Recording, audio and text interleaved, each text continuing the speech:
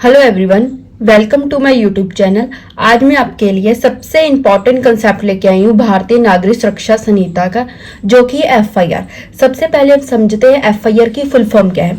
FIR की full form है first information report. अगर मैं ओल्ड लॉ की बात करूं, यानी कि सीआरपीसी, इसमें जो एफआईआर थी ये सेक्शन 154 के अंदर रजिस्टर्ड होती थी। अगर अब मैं न्यू लॉ की बात करूं तो सेक्शन 173 में भारतीय नागरिक सुरक्षा संहिता में एफआईआर रजिस्टर्ड होती है। ये सिर्फ कॉग्निजेबल ऑफेंस की बात करता है। कॉग्निजेबल ऑफेंस सेक्शन 2 सबसेक्शन जी में एक्सप्लेन किया गया है। कॉग्निजेबल ऑफेंस वो होता है जहां पर police officer without warrant accused को अरेस्ट कर सकता है। अगर मैं इसके ऑपोजिट नॉन कॉग्निजेबल ऑफेंस की बात करूं तो नॉन कॉग्निजेबल ऑफेंस वो होता है जहां पर पुलिस को सबसे पहले वारंट लेना पड़ता है अक्यूज्ड को पकड़ने के लिए। अब हम सबसे पहले सेक्शन 173 का सबसेक्शन 1 देखते हैं।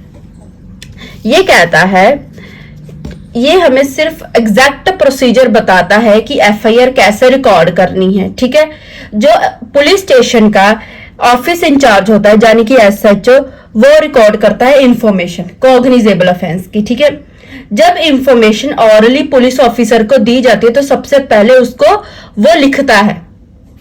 ठीक है, चाहे वो खुद लिखे चाहे वो किसी को डायरेक्शन दे लिखने की।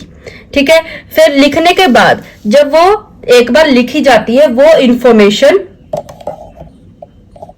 ठीक है, तो लिखने के बाद जो वो इंफॉर्मेशन होती है वो पढ़कर बताई जाती है इन्फॉर्मेंट को कि हमने जो भी इंफॉर्मेशन लिखी है वो आपके कहने पर लिखी है, कोई तोड़ मरोड़ करके नहीं लिखी। जब इंफॉर्मेशन पढ़कर बता दी जाती है तो उसको इंफॉर्मेंट अप्रूव्ड करता है। अप्रूव्ड कैसे करता है? या तो वो साइन करता है या फिर वो अपने थंब इंप्रेशन लगाता है। ठीक है, स्टेशन डायरी, ये जो इंफॉर्मेशन होती है ये एक पुलिस स्टेशन में एक डायरी होती है जिसको हम जनरल डायरी भी बोलते हैं और स्टेशन डायरी भी बोलते हैं। ठीक है, उसमें इसको एंटर किया जाता है। ठीक है, अब हमारा है सबसे इंपॉर्टेंट कंसेप्ट ईएफआईआर। अगर मैं पहले की बात करूं सीआरपीसी में, तो ये सीआरपीसी में ये प्रोविजन नहीं थी। ठीक है, और जैसे जैसे टेक्नोलॉजी बढ़ती जा रही है वैसे वैसे हमने लॉ को भी एज ए डिजिटल रिफॉर्म किया है। ठीक है, अगर मैं इसमें बात करूं तो इसमें ईएफआईआर भी का भी प्रोविजन है, जैसे कि लिखा है under the प्रोवाइजर of section 173 sub section 1 of the भारतीय नागरिक सुरक्षा संहिता, a major digital reform has been introduced which did not exist in the old CRPC framework। ठीक है, ये वही लिखा जो मैंने आपको बताया है। ठीक है, इंफॉर्मेशन वाइट इलेक्ट्रॉनिक में कोई भी इंडिविजुअल जब इंफॉर्मेशन सेंड करता है कॉग्निजेबल की ऑफेंस की, ठीक है, इलेक्ट्रॉनिक मीन्स पर, तो वो वैलिड होगी। ठीक है, वो वैलिड कैसे होगी वो मैं आपको अगले पॉइंट में बताती हूँ। जो भी वो इंफॉर्मेशन है, चाहे वो आप ईमेल से भेज सकते हो, कोई ऑफिशियल पोर्टल हो उस पर कर सकते हो, मैसेज कर सकते हो। ठीक है, इंफॉर्मेशन का अब हम करेंगे वैलिड कैसे मानी जाएगी वो इंफॉर्मेशन। हम पढ़ते हैं, although the police will record the electronic communication immediately. जब उसके पुलिस ऑफिसर के बाद कोई भी मैसेज आएगा जो इलेक्ट्रॉनिक कम्युनिकेशन है वो इसको इमीडिएटली रिकॉर्ड करेगा। It will be formally taken as a record as a valid operational FIR only when informant. ये वैलिड कब होगी? जब इंफॉर्मेंट विजिट करेगा और पुलिस स्टेशन और उसको फिजिकली साइन करेगा कर विद इन द 3 days, उसके अंदर 3 दिन के अंदर अंदर पुलिस स्टेशन आएगा और उसको साइन करके जाएगा, तब जो ईएफआईआर है वो वैलिड मानी जाएगी। अगला है प्रोवाइजो, जो कि ये प्रोवाइजो है ये वुमेन्स के रिलेटेड है। ठीक है, वो कहता है जब भी कोई ऑफेंस वुमेन के रिलेटेड होगा, क्राइम होगा, जैसे सेक्सुअल हरासमेंट होगी, रेप हो गया, एसिड असॉल्ट हो गया, वॉयरिज्म हो गया, उसने कुछ प्रोसीजर बताया उसकी इंफॉर्मेशन कैसे रिकॉर्ड करनी है। सबसे पहले recording a female officer, the information must be recorded exclusively female police officer.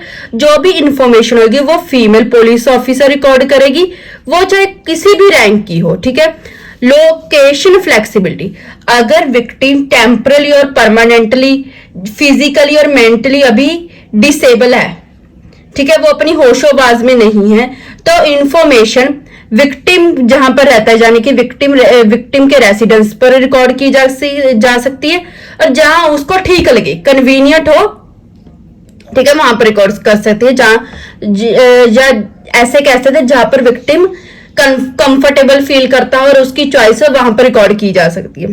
ठीक है, अगला है प्रेजेंस ऑफ सपोर्ट सिस्टम।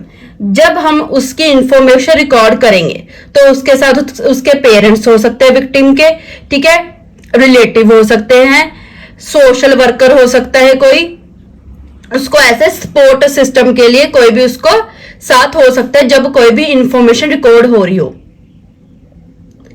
अगला है मैंडेटरी वीडियोग्राफी।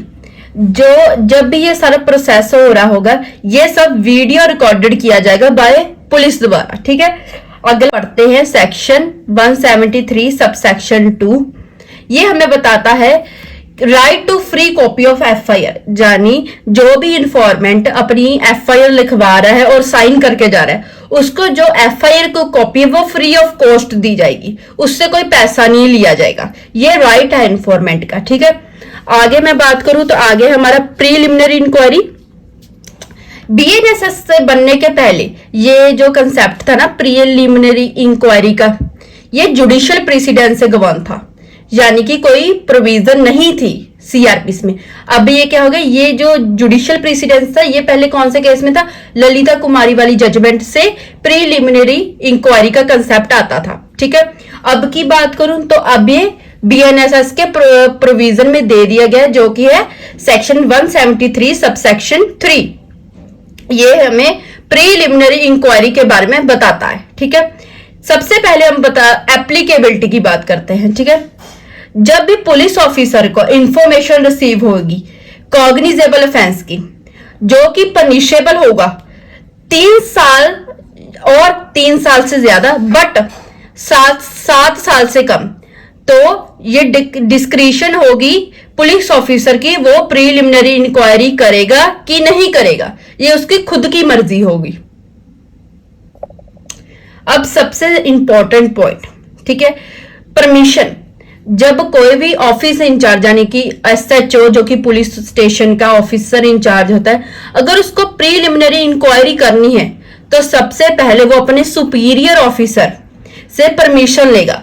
उसका रैंक डीएसपी से कम नहीं होना चाहिए। डीएसपी की फुल फॉर्म क्या है, डिप्टी सुप्रिटेंडेंट ऑफ पुलिस, यानी कि अगर वो प्रीलिमिनरी इंक्वायरी करना चाहता है तो वो डीएसपी के रैंक से कम वाले से परमिशन लेकर नहीं कर सकता। उसके लिए उसको डीएसपी के रैंक से पहले परमिशन लेने की पड़ेगी प्रीलिमिनरी इंक्वायरी की, तभी वो प्रीलिमिनरी इंक्वायरी कंडक्ट कर सकता है। डुअल कोर्स ऑफ एलिगेशन, जब हम इवेल्युएट करें gravity and nature of offence, तो पुलिस ऑफिसर के पास 2 पाथ बचते हैं। ठीक है, पहला प्रोसीड टू प्रीलिमिनरी इंक्वायरी और प्रोसीड डायरेक्टली टू इन्वेस्टिगेशन। अगर पुलिस ऑफिसर को डाउट होता है कि जो ऑफेंस है ना, उसमें हमें प्रीलिमिनरी इंक्वायरी करनी चाहिए नहीं, वो चेक क्या करता है, क्या ये केस एग्जिस्ट करता है, क्या हमें फर्दर वो करना चाहिए, इन्वेस्टिगेशन करनी चाहिए, तो सबसे वो क्या करता है, प्रीलिमिनरी इंक्वायरी कंडक्ट कराता है। अगर प्रोसीड, दूसरा हमारा है प्रोसीड डायरेक्टली टू इन्वेस्टिगेशन।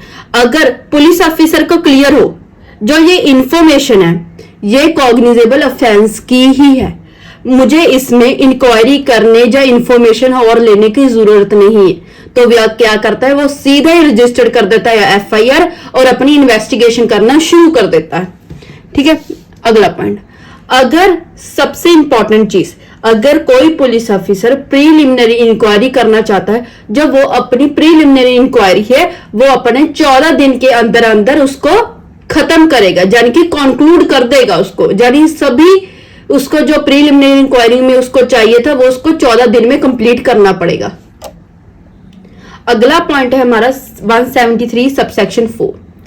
ये हमें बताता है स्टैट्यूटरी रेमेडी अगेंस्ट रिफ्यूजल। किस चीज की रिफ्यूजल, क्या कोई पुलिस ऑफिसर एफआईआर लिखने से मना कर सकता है, ये उसका जवाब है। ठीक है, देखिए, if the officer in charge of the police station authority refuse to record the information subsection provide the first layer of grievance redressal.